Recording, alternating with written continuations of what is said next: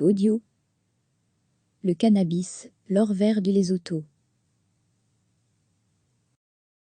Au milieu de montagnes verdoyantes, à plus de 2000 mètres d'altitude, de longues serres blanches brillent au soleil.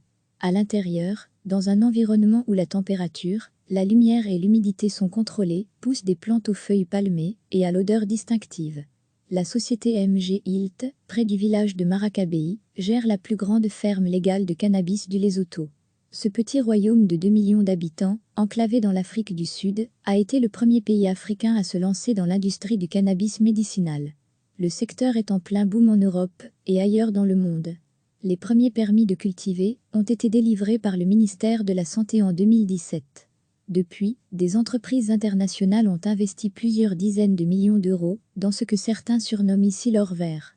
La culture du cannabis n'est pas neuve pour les habitants du Lesotho. Depuis des générations, il est planté illégalement entre les champs de maïs et le long des potagers dans les régions rurales. Il est bouilli, moulu, fumé, comme remède traditionnel contre les maux de tête, l'hypertension artérielle, les coliques chez les bébés. Il est aussi exporté clandestinement vers l'Afrique du Sud et fournit ainsi une source de revenus essentielle aux familles d'agriculteurs. Mais des acteurs d'une autre taille sont entrés en jeu. Nous avons déjà dépensé 23 millions de dollars, mais nous allons continuer d'augmenter nos capacités.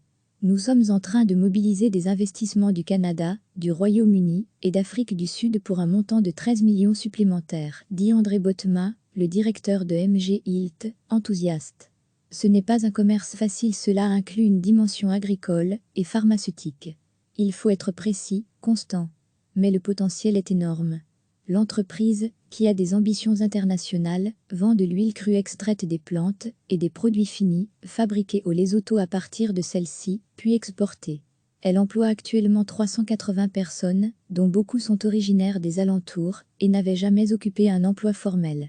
Il n'y a pas de travail dans le pays.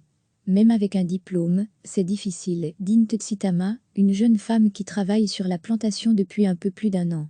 Elle poursuit des études à temps partiel en gestion des ressources humaines. Si l'entreprise se développe, elle aura besoin de gens dans ce secteur, dit-elle. Tulo Manfo, la cinquantaine, a élevé ses 5 enfants grâce aux maigres revenus qu'elle tirait de la culture illégale du cannabis, sur les hauts plateaux. Aujourd'hui, promue cultivatrice, elle a été formée à prendre des boutures des plantes mères pour en faire pousser de nouvelles, dont elle surveille consciencieusement la croissance. Maintenant que j'ai un salaire, je vis mieux, j'ai pu faire des travaux de réparation dans ma maison.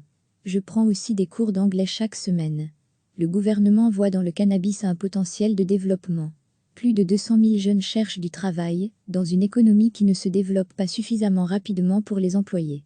Nous devons être créatifs, afin de créer des opportunités, estime le ministre des Finances, Meketsi Majoro.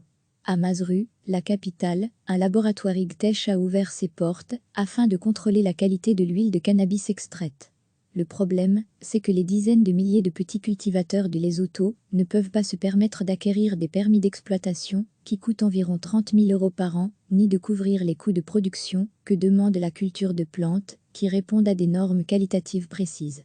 Pour eux, il n'y aura sans doute pas de révolution. L'or vert continuera d'être cultivé illégalement pour permettre la survie de leur famille.